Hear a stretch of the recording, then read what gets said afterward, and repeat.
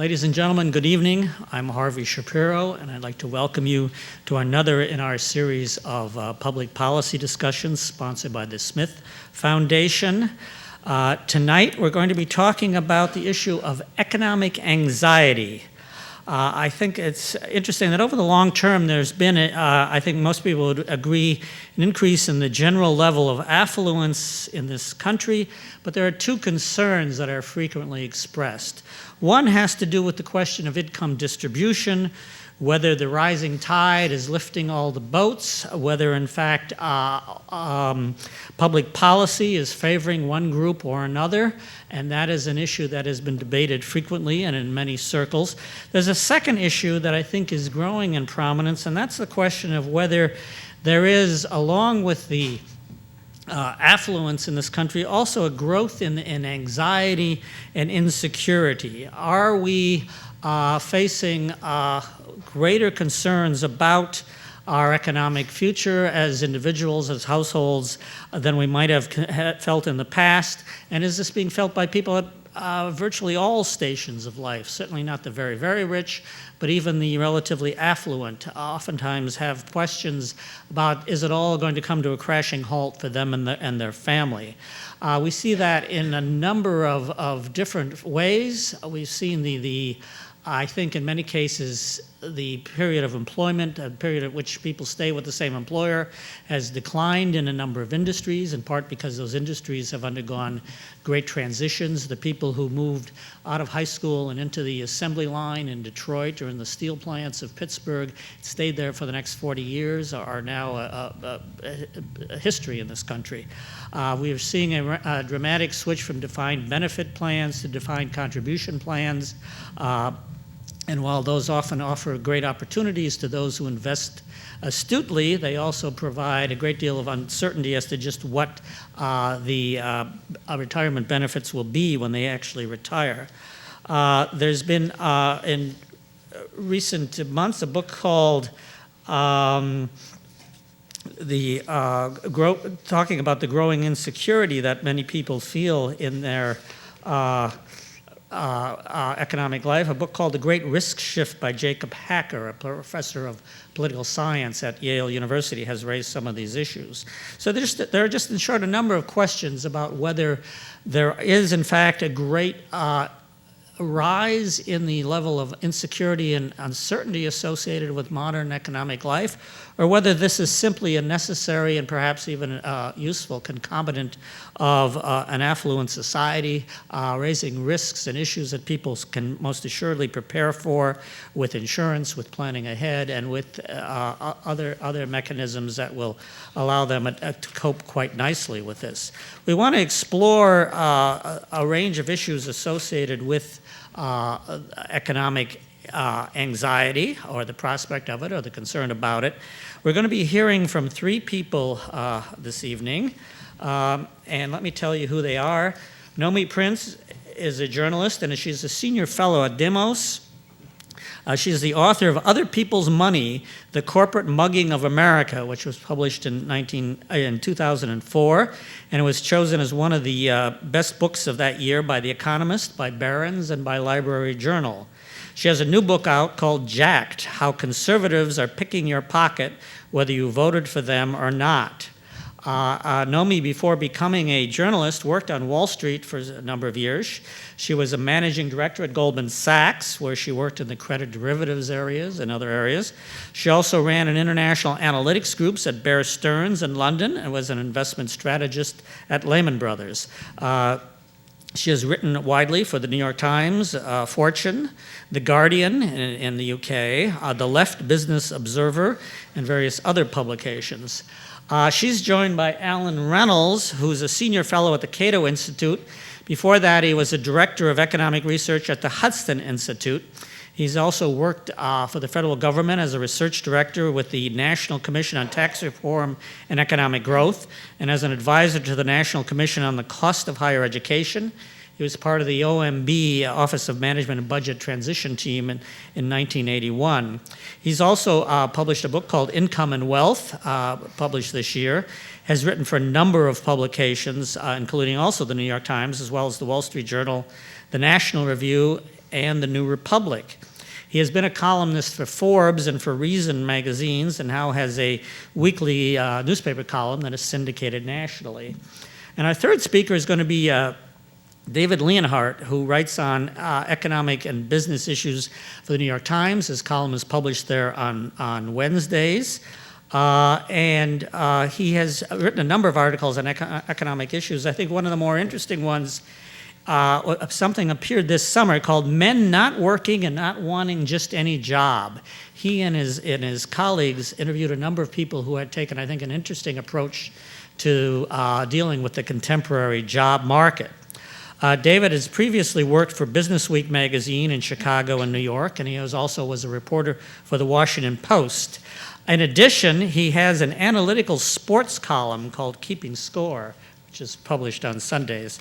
So each of them, I think, has an interesting perspective. We're going to hear from them. Each of them has been asked to talk for about 8 to 10 minutes. I'm then going to ask them to kind of follow up or rebut or comment on what the other speakers have said, and I'm going to then ask them some questions. Let us start with Nomi Prins. Thanks a lot, Harvey.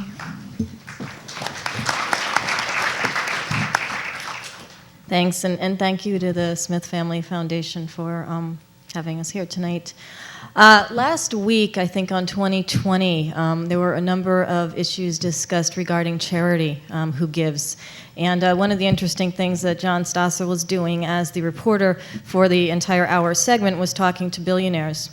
And one of the billionaires he spoke with was Ted Turner. And they were having this conversation. Ted Turner has given a lot of money to charity and stuff in the past. He famously gave half of what he had announced at a UN meeting a number of years ago. And he was saying he only has right now about a net worth of $2 billion. And when John Stasser was saying, well, you've given a lot and that's really nice, but do you think, maybe you've given enough? Can you give more? How do you feel about it? And Ted Turner said something like, well, I need what I have because I don't know what's going to happen in the future.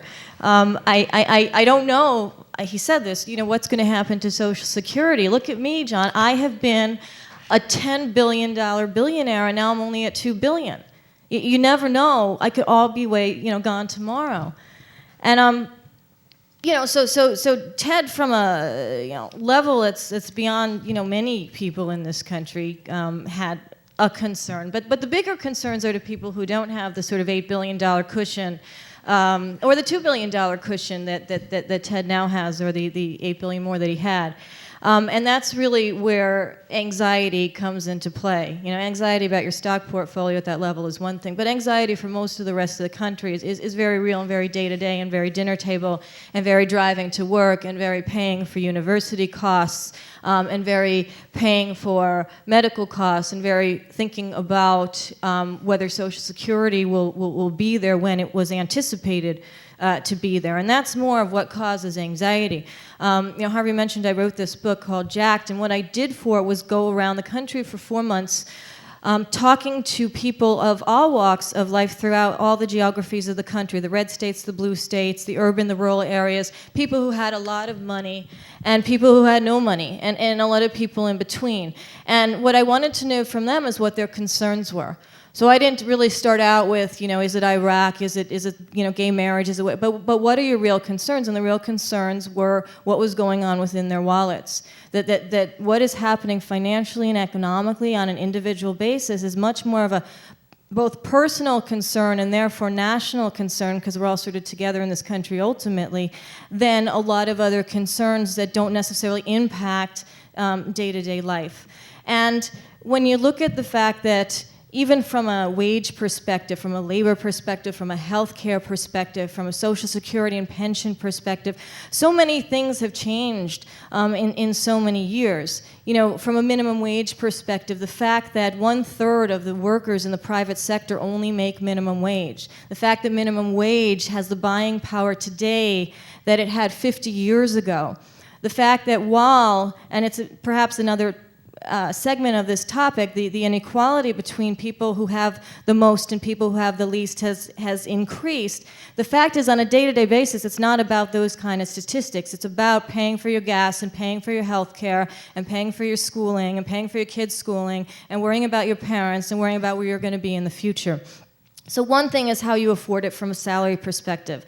And wage is one issue that is very important and has really decreased. The other issue, which was the most anxiety-causing issue that I received from people across this country, no matter what their economic situation was, no matter what their class was, no matter what their race was actually health care. Because oddly, every single person I talked to, and not all of them had health insurance, but the ones that did knew exactly to the penny what their monthly payment was. You know, it's like, I'm paying $617.48, and they knew how it had increased or doubled within the last few years, and they knew that their deductibles had more or less doubled, and they knew that they were going to the same doctors that they'd gone to for years and years and years, and all of a sudden coming in and their doctor was saying, hell, you know what, we don't accept that insurance anymore.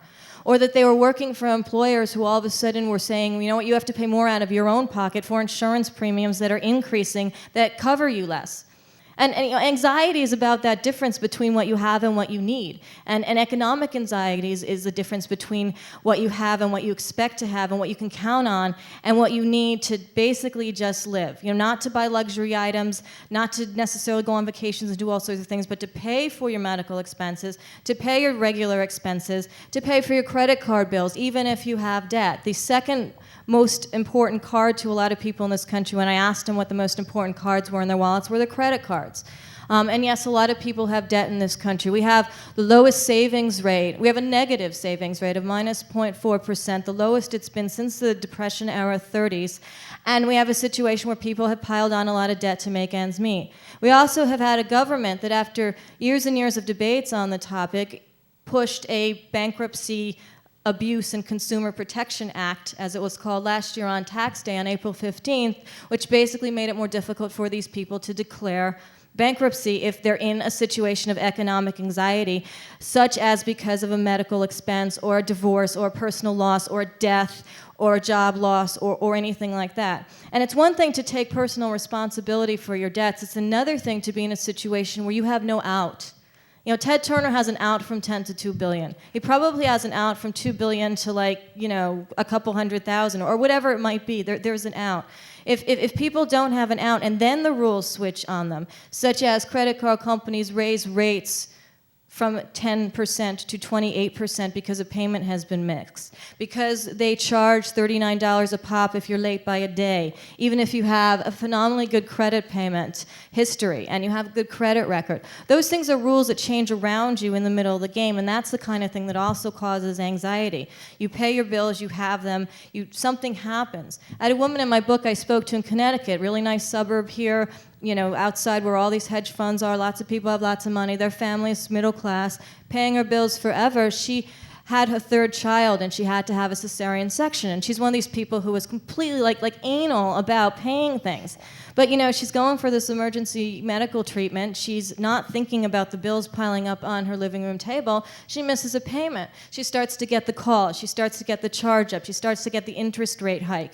And then all of a sudden the budget just changes. And the individual budget changes, and that's when things have changed around her, around that family, around lots of families in the country, and that causes anxiety. Anything you can't control causes anxiety. When health insurance premiums go up, when they double in the last 5 years, when your deductibles double in the last 5 years, when they don't cover as much, that causes anxiety. If you're healthy, it's completely cool, but if you happen to be in a situation where you or your parent or your child or whomever is all of a sudden needing something that they can't get to, and you've paid the premiums over the years, that causes anxiety.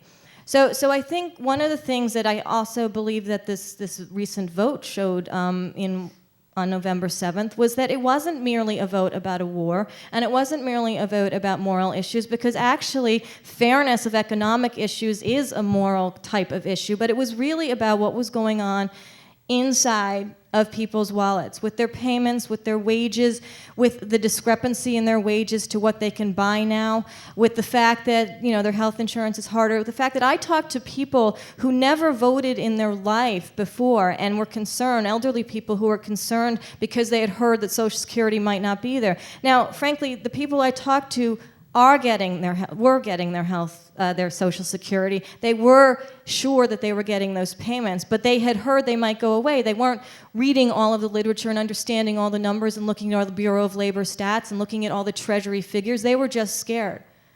And that was one of the things that brought them to vote. Students were another group of people that were scared. Tuition costs have gone up by 34% in the last 5 years. Pell Grants have stayed frozen. They have less buying power than they had in 1979. The House cut the education budget for funding higher education by a third. The budget itself for education is only 1% of the entire federal budget. It was cut by a third.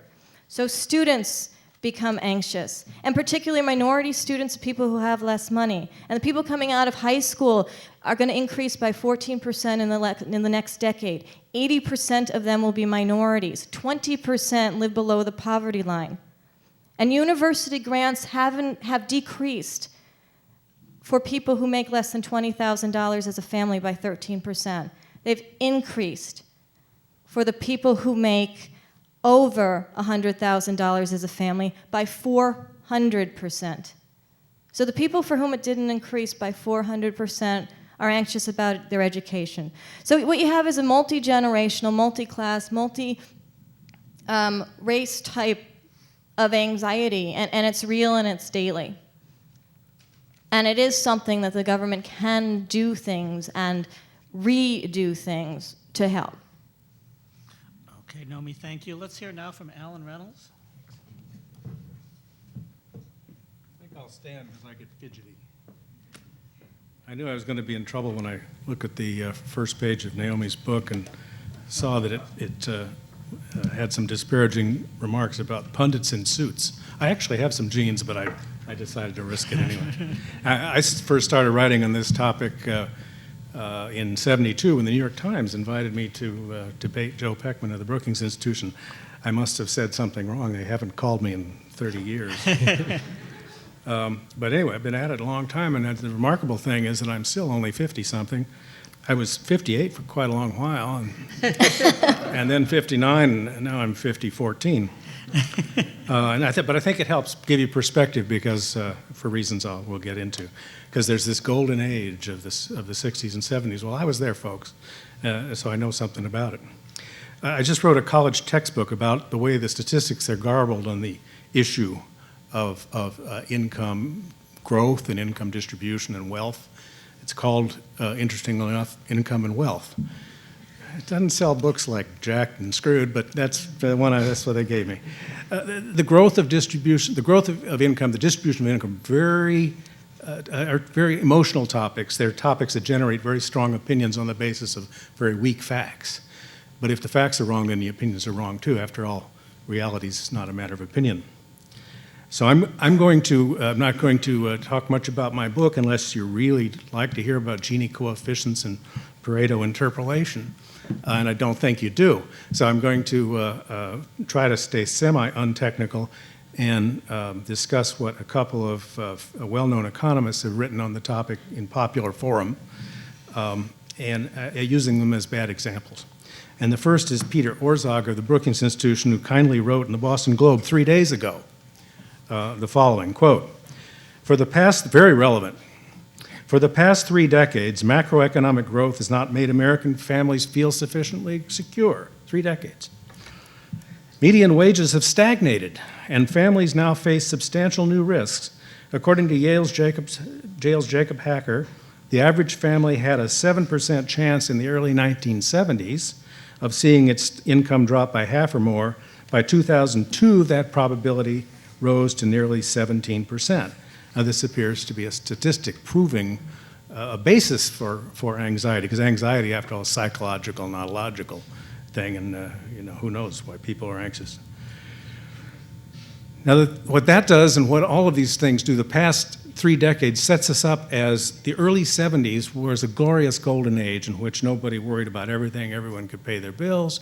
We all worked for GM or AT&T all our life. How exciting that was, and at the end they'd take care of us. But that's not economics. That's alchemy. That's turning lead into gold. This was the period from 74 to 82 is the worst economic period other than the Great Depression in modern memory. Horrible period. 2 extreme examples of stagflation, where inflation, even without energy, was 11% or more in both 74 and 1980, even if you take out energy, where mortgage rates went to 14% or more, where stock market, of course, collapsed in that situation, bond market did too. Very equalizing, by the way. There's nothing like a good a recession or depression to bring down top incomes if that's all you want to do. It really works. Unfortunately, it also brings down low incomes. On the other hand, the period from 1983 since has been a period of unprecedented prosperity because of its duration and because there were only 2 mild interruptions. And yet, to hear people talk, it's the other way around. 70s were fabulous, 80s and 90s were awful. Orzog implies, for example, that median wages have stagnated for 3 decades. Now, median wages is not an official government statistic. It comes from the Economic Policy Institute, who is never accused of being too conservative on these issues. But we'll use their numbers just the same. Adjusted for inflation, the EPI says the real median wage in $1982, so it's lower than it really is, was $15.11 in 1996. It was $16.12 in 2000, up $1, and it was $17.36 in 2004, going up about $1 every 4 years. That's not stagnation, folks. That's pretty good progress. And yet it's supposed to have been stagnant for 30 years. It hasn't even been stagnant for 8 years. It's been rising at a recent pace, even despite a recession and despite a terrorist attack in the middle of that. If you add benefits and salaries, look at real compensation, it's up by about 1% a year. That's not bad for a period in which energy prices went from 27 bucks to 74. Every other time that happened, real compensation fell. 1% a year doesn't sound too good, but real compensation, wages and benefits together fell in 1993, 1994, and 1995, even though energy prices weren't going up. I'm not going to blame that on President Clinton. I'm not going to credit President Bush with the rise. Presidents aren't as important as they think they are. It's not the way it happens. In any case, the notion of stagnation for at least 10 years and certainly for 30, wage stagnation is false. There's no evidence of it at all, even from the sources they cite. Orzog cites Jacob Hacker's book. Hacker came up with an index of family income stability for 74 to 2002, 74 being that wonderful year with the 11% inflation and 9% unemployment. In his index, change is bad. Sudden change is bad. That's the way it works. Zero wage growth will be fabulous in Hacker's index. You'd get a perfect score.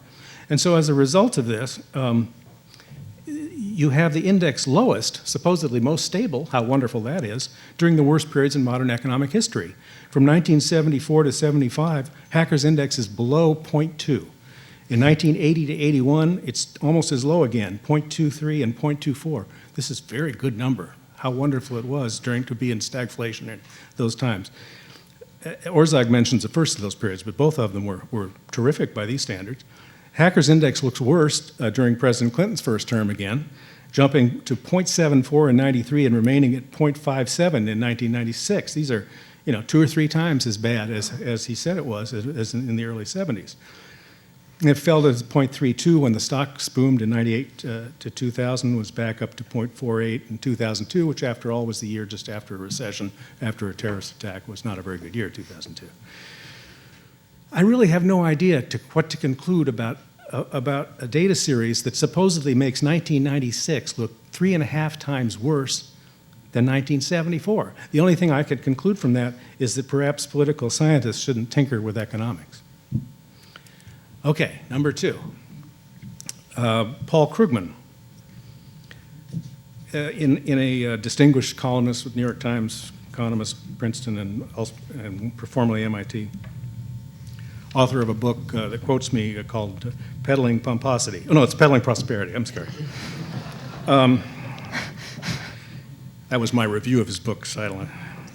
In a column this September, Krugman complained about, quote, The amount of time that inequalities apologists, that's me, look me up in the book, the amount of time that inequalities apologists spend attacking a claim that nobody's making, that there's been a clear long-term decline in middle-class living standards. Nobody makes that claim, except Krugman, a famous 2004 column in The Nation, widely read, widely circulated, called The Death of Horatio Alger. This is what he wrote.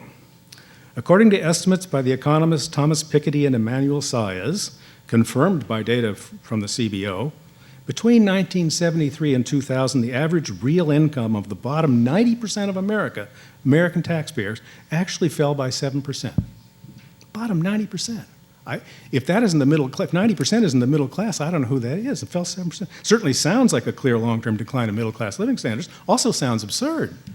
I gave a talk to the Western Economics Association. I said, how many of you can believe this? Raise your hands. Can any of you believe that? That 90% of Americans were worse off in 2000, the peak of the boom, than they were in 1973, but that's what he wrote. How could anybody who was old enough to drink beer in 1973, he was a college senior at the time, not remember how awful it was? Doesn't he remember typewriters, slide rules, the Ford Pinto and the Chevy Vega? I mean, those were really miserable years. I had a Vega. Lasted 20,000 miles, sold it for $600, rusted out. Piketty and Saez explicitly warned that their estimates are, quote, confined to top income wealth shares and contain little information about the bottom 6 segments of the distribution. They don't say anything about the 90% or 90. In fact, their estimate of total income, if you look at it, is 34.4% smaller than personal income. There's a big hole there. A lot of income is missing. A big piece of it is fairly obvious. They leave out all transfer payments. Social Security is not counted as income. The earned income tax credit isn't counted as income. These are statistics that leave out taxes and leave out transfer payments, and yet people cite them as a reason to increase taxes on the rich and transfer payments to the poor. You could double both and it wouldn't have any effect. They're not in the data. I put them back in, but that's another matter. It does interesting things. One of the graphs from their original 2001 paper appeared to show 27 years of real income stagnation, appeared on the AFL-CIO site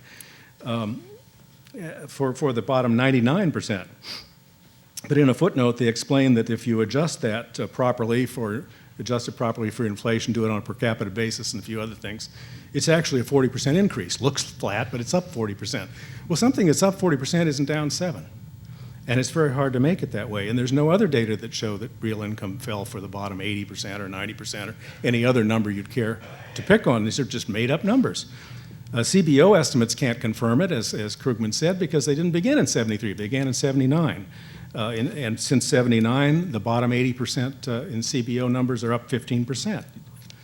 The latest is 2003, so from 79 to then it's up 15%. CBO numbers have the same problems Piketty-Saez numbers have, but I'm writing a long paper on that, which will be available at cato.org soon, but I won't get into it. One more minute. Okay. The Census Bureau estimates show an accelerating pace of gains among the bottom percent, up 7.6% in the 70s, up 6% in the 80s, up 12.4% from 1990 to 2000. Again, the opposite impression that you get, which is things are getting worse when in fact they've been getting better. Aside from the Piketty-Saez comparisons of top income shares before and after the tax reform of '86, when the share suddenly jumps by 4 percentage points, for a lot of reasons that are quite technical. There's no solid evidence of any significant or sustained increase in inequality of income or wealth or wages or consumption after 1988. From 1981 to 87, yes, but from 88 on, the evidence is remarkably slim. I survey all that in that paper I told you about. But anyway, the main thing I want to leave you with is that I remember E.J. Dionne said something about a crisis mongering. And I liked it partly because he was quoting me, but I liked it also because I don't like crisis mongering. I mean, both sides of every debate in Washington always try to whip up a lot of frenzy about things, get you all excited and scared about things because they have an agenda. The agenda may be entirely different, usually is. But, let's get the facts straight, and then we can start arguing about what to do about them. Thanks. Alan, thank you. And let me ask, at this point, David Leonhardt, if you'll come to the podium and share your thoughts with us. May I stay here? If you wish. I will. You guys need to sit. I think my job is to find common ground between the first two panelists. We'll see how I can do that. Thank you, first of all for coming, and thank you to the Smith Family Foundation for having us. I think this will be a really good discussion. I'm looking forward to opening it up as well among us and then among everyone here. It seems to me we're talking fundamentally about two main questions. The first is, do we live better than we used to? And the second is, do we have anything to worry about? And back in 2004, I spent much of the year in a little sliver of southwestern Virginia. If you think of the map of Virginia, you can probably imagine that little part that goes out toward the west and the south, reporting for our series on class in America. I spent a lot of time there talking to people in a few different towns. And to some extent, I was asking them those two questions again and again. Do you live better than your parents did, and do we have anything to worry about? And what struck me then is how different their answers were to those two questions. Overwhelmingly, they said to me, we live better than our parents. You find the same thing if you look at polling data. Americans overwhelmingly say that they live better than their parents. Even when you cut it by income, you find this. By margins of 2 to 1, you find low-income people saying that they live better than their parents. And so the next question, it seems to me, is, well, is that right? Or is that somehow wrong? Have people been deluded into thinking they live better than their parents? And this has been a big debate, particularly on the left, particularly among Democrats. Do people live better than they used to? And it really flourished in September and October on a number of websites and in newspapers and magazines and elsewhere. The column, Paul Krugman's column that Alan quoted, was part of that whole debate. And to me, the objective evidence points very strongly to the answer to the question being yes, we live better than our parents. And I think people are right about that. And I want to be careful because I think sometime when you make that argument, you can come off as saying that people should be happier than they are. And I'm not making that argument. I'm making the argument that people aren't wrong to say that they live better than their parents did. And to me, a quick ticking off of the evidence is the following. In the 1960s, people started to worry that gains in longevity around the world in rich countries were going to stop because we had made the public health gains. We'd basically done the easy stuff. We'd installed indoor plumbing. We'd cleaned water. We'd done all these things, and so we weren't going to make any more progress in living standards. You can find quotes worrying about this. Well, we live much longer than we did in the 1960s, thanks to what medicine can now do. And we like to complain about medicine. I sometimes complain about medicine in print, but the fact is none of us would exchange today's medical system with the 1960 medical system for good reason. Think about discrimination. Think about what a lot of our institutions looked like in the 1960s. Think about how many secretaries of state we had who weren't white men. None of the last 3 secretaries of state have been white men. Think about what our most selective colleges look like. Think about how many women were there, how many Jews were there, how many Catholics were there, how many people who weren't white were there. Think about what the pay gap was like between men and women. Think about what sort of jobs were open to women. Think about what the pay gap was like between whites and blacks. None of that at all is meant to suggest that these problems are solved or that they aren't, in many cases, very severe. They're just meant to suggest that we're a lot better off than we were in the 1960s on these measures, or the 1970s, or the 1980s. Think about things like travel. The ability to travel across the country to see friends, to see relatives, or just because you want to see a new place is something that most Americans can do by car or by plane, thanks to rises in income and huge declines in the price of things like airplane travel. Think about the cost of phone calls. 100 years ago when immigrants came to New York, they probably never spoke to their relatives back home. Today, the cost of telephone calls are so cheap that there are entire stores devoted to immigrants who call home frequently. And then think about what can often seem like the superficial things. I was down visiting my in-laws for Thanksgiving with my family, also in Virginia, but in a different part of Virginia, and my wife and I brought a DVD to watch. Except my wife's parents don't have a DVD player. So my father-in-law said, well, you know what, I'll go out and buy one. And he did for $35.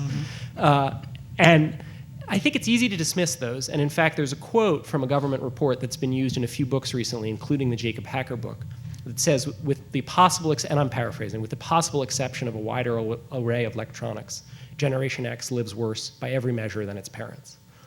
I think that's wrong.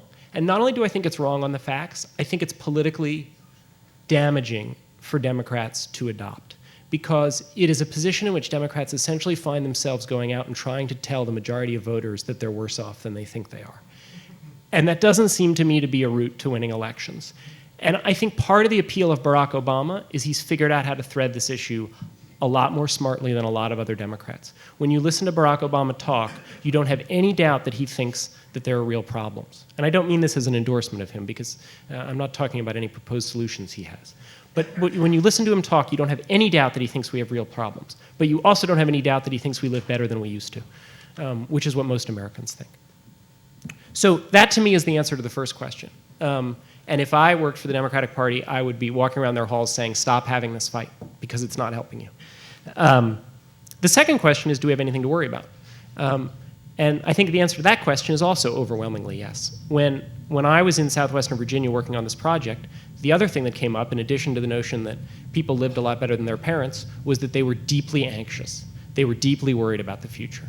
And in some respects, the question of whether we live better than our parents is far too low a bar. We'd better live better than our parents, because that's what progress is. If you look at the same polls that show people saying overwhelmingly they live better than their parents, they also say they're worried their kids won't live better than them. In the exit polls in last month's election, 30% of Americans said they thought the next generation would live better than this generation. The rest were split between about the same and worse. And that's deeply troubling. And I think there are a number of reasons for that. One is that the economic gains have slowed. People do make more money than they did a generation ago. And as Alan pointed out, some of the statistics that suggest otherwise are wrong. And there are technical reasons for that. But pay increases have been a lot slower for most Americans over the last generation than they used to be. And that's a source of deep anxiety. And over the last 5 years, they've essentially stopped. And this is an area in which I think the Republicans have been quite wrong on the facts.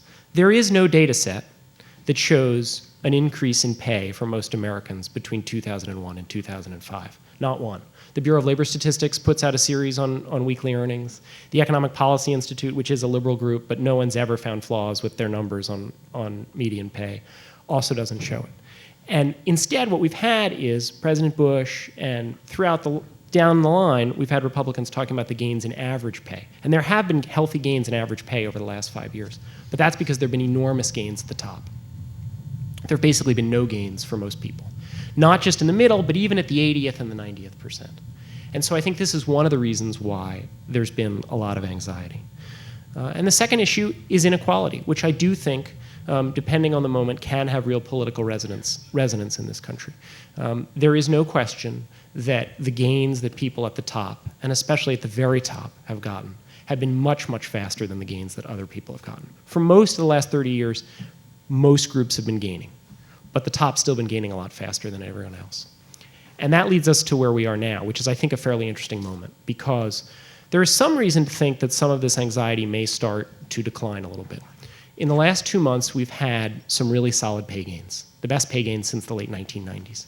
We've had it because the job market's been improving and nominal wages have been picking up, but we've also had it because inflation's really dropped in the last few months. That's obvious enough if you look at gas station signs, which I realize a lot of us New Yorkers don't do. But and so we've had a couple months of really good pay gains. And the question now is, do we repeat the 90s? In the 90s, as many people may remember, we had this really slow, weak recovery that by the mid-90s left people deeply anxious. We had the 1994 Republican takeover of Congress, the same way we had the 2006 Democratic takeover of Congress. And then slowly, the economy picked up steam, and people got really good pay increases in the late 90s, the best pay increases in a generation. And there is a story that says we're going to repeat that history now, that we're about to get a few years of good pay increases. And a lot of this economic anxiety is going to decline, much as it did in the 90s. The other story is that the 90s was a huge bubble. It was a huge technology bubble and a huge stock market bubble, and that's what drove a lot of the business activity that drove demand for workers, that drove pay raises. And we're not going to have that again. And instead, the economy's slowing right now, which is the consensus. And what we've got is a few months of pay gains before we get a slow economy and pay going down again. And essentially we're going to be left with the first expansion on record without a sustained pay increase for workers, in which case I think these anxiety topics are going to continue to be at the real forefront of the political discussion and the 2008 campaign. I'll throw in two last things. Even if we get that happier scenario, even if we get pay increases, I think there are two other economic anxiety issues that will be part of the 2008 campaign and should be part of the policy discussion no matter what. The first is healthcare. We are a lot healthier than we used to be. We do live longer, but we're on an unsustainable path. Nomi mentioned some of the increases in costs in the last 5 or 7 years. Depending what numbers you look at, costs have either doubled in the last 5 or 7 years nominally, and incomes haven't come near to keeping up. We can't keep doing that forever. Even if we're getting better health care for what we're spending, we can't keep increasing at this rate. And so the question becomes, how do we deal with health care in this country? A, how do we insure more people than we're now insuring? And B, how do we put a cap on the cost increases? And we can talk more about that. I don't think it's as simple as moving to a European model in which we have a single payer. We have a culture in this country that is based much more on doing anything we can to prolong life. And that is what leads to a huge portion of our medical expenses. And even if we went to a single payer system in this country, which would clearly have some advantages, we wouldn't lose that culture. And so we would still have a lot of the costs that come with that. And then the second, and you could argue this is the only thing we should be talking about right now, is global warming. And I think it's very dispiriting to look at the low quality of the debate from both sides of the aisle on this issue. There is a real desire to talk about this as if the solution is as simple as funding ethanol and putting a little extra money on alternative energy. That's what you see in the speeches of both, of leaders of both parties. George Bush's and Hillary Clinton's speeches on energy are not that different, except for some sections where Hillary Clinton talks about things like excess oil profits. They both like this idea that if only we can put seed money behind these things, we can get them going. That's not going to solve the global warming problem. It's going to require some increased taxation, which has incredibly broad support among thinkers on the right and the left, Alan Greenspan, Larry Summers, but not among elected politicians because it involves higher taxes or more regulation. So to me, those are sort of the issues going forward, and I'm sure some people here have different takes on both of those questions, and I'm excited to talk about it. Indeed. Thank you as well, David. I'm going to offer each of our panelists a couple of minutes to, in effect, respond to, rebut, comment on what might have been said by the other speakers, and then I'm going to turn to some of my own questions. Nomi, what do you have to say about what the two gentlemen after you had to say? Well, I think in terms of, and I have not read Alan's book. I apologize. I will get it. He was very kindly gave me my book and had me sign it for him. To sell on eBay afterwards, but I'm just a compassionate conservative. But in terms of the statistics, there's two things that I think of. Numbers, as Alan said, actually yes, can be manipulated, used to tell various kinds of stories depending on which numbers you use and how you use them. All the years I spent on Wall Street, that was like the number one thing we were trying to do. Right? We were trying to basically structure deals and explain them to investors, including national banks and governments and pension funds and everything else, where basically we were talking about all the upside and not really the risk or the downside. That was just what we did, and we were, well, as evidenced by the fact that today Ford, for example, is trading at $7 a share and Goldman Sachs is trading at $205 a share, has been an increasingly, upswing of how that has been working and how much money has been made in those types of processes. The fact is, though, however you look at the numbers, whether there is a marginal increase or a decrease in terms of whether you look at Paul Krugman's figures, which tend to come from the Bureau of Labor Statistics and other places, and I'm sure Alan's, which, as he mentioned, are very real as well. The fact is two things. If you're averaging higher numbers into a total average, the whole average is going to go up. That's just statistics 101. That's how we raise the median, raise the average, raise the mean. It does look better. The fact is, if your cost, even if that's the case, if your costs, or your living costs, are going up by more, If what you need to have the basic security from an economic standpoint that you require goes up by more than what is coming in, more than what you expect to come in, more than what you plan to come in, more than you anticipated to come in before you got laid off as a worker in Detroit or in Oklahoma, or before you were, a single mom in Portland who's living on basically several jobs so she can go to a community college, so she can become a field nurse, so she can go work out in her community and give something back, or whoever it is, if your costs are going up by more, your interest rates on your debt, your health insurance, as David mentioned, as you all know, then there is something about however you define that inequality that does cause that economic anxiety. And that's the reason why university students are doing more and more jobs. It's not that there's anything wrong with working through school, but a lot of them are also dropping out of semesters because they can't afford to do both from a time perspective. And affordability is why more people who are wealthier, who go to these schools where we have more diversity, as David mentioned, are able to finish them than the people who can't. One of the things that, and I'll stop after this, but just a story. Before I left Goldman, it was 2001, right? It was the Enron thing. Everything was blowing up. All the stuff that we created was all blowing up in everyone's faces. We had the highest set of bankruptcies in corporate America. We had layoffs that we are still having in a lot of the industries as like knock-on effects, and everything is still going on, but was very, very pointed at that time.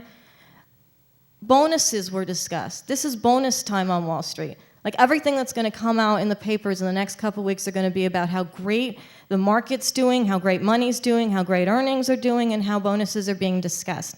That year was a bad year. They were discussed to be down.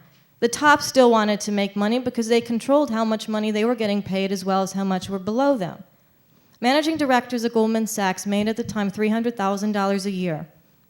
Flat, just before, not including bonuses, not including anything else, just like walking in the door for a year, okay? People below obviously were making lower than managing directors, right? But at the time, what was discussed was how are we going to contain our costs? Not what we're getting paid, but the costs. What were the costs? The costs were all the people who are getting paid less, like the secretaries, like the administrative assistants, like the tech guys. So instead of, one of the things I actually suggested was, well, instead of paying us $300,000 a year flat, how about we just take X amount, 25, 50, whatever, add it all up, and give it to the people for whom a marginal increase of $1,000 a year or a decrease of $500 a year is almost the same thing and means that they're still making far less on an additive basis than anybody at the top will make or need. And I got this look from my boss, who literally was like, what are you talking about? And I said, all I am talking about is looking at costs, and costs include whatever they are. And just equating them a little bit so everybody has a little bit more. It sounds dreamy or 70s or whatever, but it's just an idea. It can happen. No one would miss it. And the people at the bottom getting an extra $2,000 instead of a cut of $500, that means something. Well, I'm shocked to hear that was the reaction at Goldman Sachs. Let me turn to Alan again, just about 2 minutes, what comments you might have on what others have been saying. Okay, I love the first part of what you said, obviously. The second part, I question. Look, oil shocks hurt. Oil shocks hurt. So there's no question when oil prices spiked, that hurt real incomes of just about everybody. Since that stopped, the CPI has gone from about 4 year over year to 1.3. Now all the real wage gains look very nice indeed. Compensation's up 4.4, CPI up 1.3. It starts to look quite different. I'm surprised that we got through that without a recession, frankly, not to mention a downturn that we never did before. So let's count our blessings at Thanksgiving. Secondly, the top percent thing. I have a whole chapter in the book called The Top 1%. The data is just awfully flawed. There's shifting from the corporate tax to the individual tax. That added 4 percentage points to the share going to the top 1%. There was, the figures leave out transfer payments, which have been increasingly important, Social Security and things like that. When you put that in, that takes 3% off of it. In the 70s, we used to save in taxable form. Now we put it all into a middle class, puts their savings into a tax-deferred account. It doesn't show up on the tax returns anymore, drops out of the tax data. You can't use tax data to measure income distribution, bottom line. Census figures, fine. They ask people how much money they make, works. Top 5% flat at about 17% for families. From 87 to 92, then it suddenly jumps to about 20. That's a change in the way they conducted the survey. They started asking people with a lot of money how much money you'd make, and they started using computers instead of pencils. The EPI is very good about this. They explain that. Can't compare before and after 93. Basically, census data show that the share going to the top 5% has been basically flat since 1988, what I said before. Before 1988, that's a different story. The lowest point in the post-war period was 1981. If you want to get back there, do the same thing we did then. Have a roaring inflation, a deep recession. It'll put a lot of small business out of work, and it'll ruin stockholders and bondholders, and the rich will get poorer again. But it doesn't help the poor. The focus on, everybody's worried about Steve Jobs making too much money because Apple stock went up. Don't worry about that. Nobody would make a penny more if Steve Jobs hadn't turned Apple around. In fact, they'd make less. The money that he makes from stockholders are made from other Apple shareholders. And they don't care how much he makes because they got rich too. We worry too much about this. If you're going to start focusing on income distribution, focus where it used to be, helping poor people. Nobody does that anymore. They just worry about the top 1%. And finally, David, any comments you would make on what you've heard so far? The data may well be flawed, but all the best data shows a significant rise in inequality. And not only, we can also get away from the data and we can know that there's been a significant rise in inequality. I mean, look at CEO pay, which isn't data, it's mainly anecdotes. Look at the fact that Alfonso Soriano, who a lot of people don't think is even that good a baseball player, just got a $120 million contract to play for the Cubs. All these sorts of salaries at the top of the distribution have gone up, and the data is unquestionably flawed. Data is flawed, but there's no question that there's an increase in inequality. And I agree with Alan that to some extent that's the wrong measure. Inequality by most measures was increasing in the late 90s, but it's hard to get too upset about that because everyone's wages were increasing at a really nice clip. I think part of the problem with the increase in inequality over the last generation is it's been accompanied by a real slowdown in wage gains for most people. And that slowdown appears to have become more severe. I mean, we have gotten really no significant wage gains in the course of this very nice expansion by the headline numbers. The other thing I'd mention is, and this is also coming off what Alan said about poverty, which I think is a good point. A lot of times we tend to talk about what's happened to the middle or what's happened to the average person. And I think one of the characteristics of inequality in this country as it's developed over the last generation is we have seen a real increase in the number of people who have really serious struggles in the middle of their life. They basically trained for an economy that they no longer found themselves in. And that's what we were trying to describe this summer in the piece about men who've decided that their best option is not to work or to take disability rather than to go back into a $6 or $7 an hour job because the job they lost was $20 an hour. And there's an interesting debate about whether that is understandable for them to do or whether it's lazy, that we heard a lot of from people who wrote into us. Some people had deep, deep sympathy for them, and some people thought they should go take a $7 an hour job. But setting that aside, I think it's important to recognize that the number of people who are adversely affected by some of these trends, like globalization and like computerization, that have really made our society massively wealthier, the number of people who are adversely affected by them is also growing. And I think one of the great policy challenges going forward, in addition to healthcare and in addition to global warming, is going to be figuring out how the people who benefit massively from these trends can do a better job of compensating the people who are essentially paying the cost on behalf of the rest of society. I'm going to stand up here where I can see everybody, and I'd like to raise a couple of questions with you. Alan, in particular, you talked about the question of whether, in fact, wages are rising, whether there's an increase or decrease in income equality or inequality.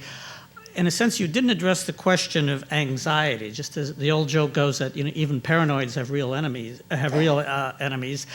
Is there also not a reason, even if we grant that wages are rising, that people nonetheless can have a great deal of anxiety about their economic station life for one reason or another? Do you think they do? Do you think they should? Well, I did address it when I talked about hackers' numbers being, that's the basis of the academic argument. They just don't make any sense to me. There are other measures. There's an ABC post-poll that asks people about their financial conditions, and 65% say they're just fine. The peak was 70% in January of 2000. Maybe we should sell stocks. That was the peak of the stock market too. But in other words, that's a high number. Of course, there's people who are. There has never been a time when people aren't hurt by divorce, by severe illness, by job loss. However, there's a lot less job loss when unemployment is 4.5 than when it's 9.6, which it was in the glorious 70s. So it's just a matter of keeping some perspective here. Is there more anxiety now? I don't know. I've been writing since '72, and I don't remember a year, particularly an election year, in which people weren't talking about how horrible things are, and yet things keep getting better in the long haul. Not all the time. You get oil shock, oil prices go up, oil prices go down. You get recessions once every 10 years. In the long haul, we get better. And Nomi, let me ask you also about the question of perceptions. What if economic realities are in fact getting better? Nonetheless, people may have perceptions that things are not getting better, perceptions that they are at risk. Perceptions play a great deal in shaping people's views, and as do expectations. If your expectations get too high, well, of course you'll think you're not doing very well. Comment on that? Me? Nomi. And you may as well if you like, but please. Well, perception has different components of reality in it. We've been talking here a lot about statistics and numbers and averages and trends, but why people would be anxious is because of their own bills. They're anxious in their homes. They're not necessarily looking at the historical impact of what happened to oil in the 70s or whatever. They're looking at the fact that, gas prices doubled for them. Now they've come back down, in the last few months. But they're looking at the impact of driving to work. They're looking at the impact of paying the medical bill, paying the credit bill, trying to figure out how to go to college. So the anxiety is that most people, and we're a lot different in this room. I mean, everybody's different in this room, I imagine. But I think one of the reasons I left New York to even research the book and not do a lot of data and statistics and everything else, which are also was to get a sense for what's going on in those living rooms. Perception can be actual reality. And perception is also comparative. It's looking at the guys at the top or the people next door or whatever and looking at how someone's doing with respect to that. But it's also very much real in terms of what's happening at home. Mm-hmm. Well, I think the questions of perception shape a great deal of the economic debate in this country. And I think oftentimes they may be more important than the economic statistics. This has been an interesting discussion. I think we will see going forward there will be a continuing debate in this nation about the nature of income distribution and also about the role that perceptions play in shaping the response to that distribution. But I'd like to say thank you very much to our panelists. Thank you. Thank you.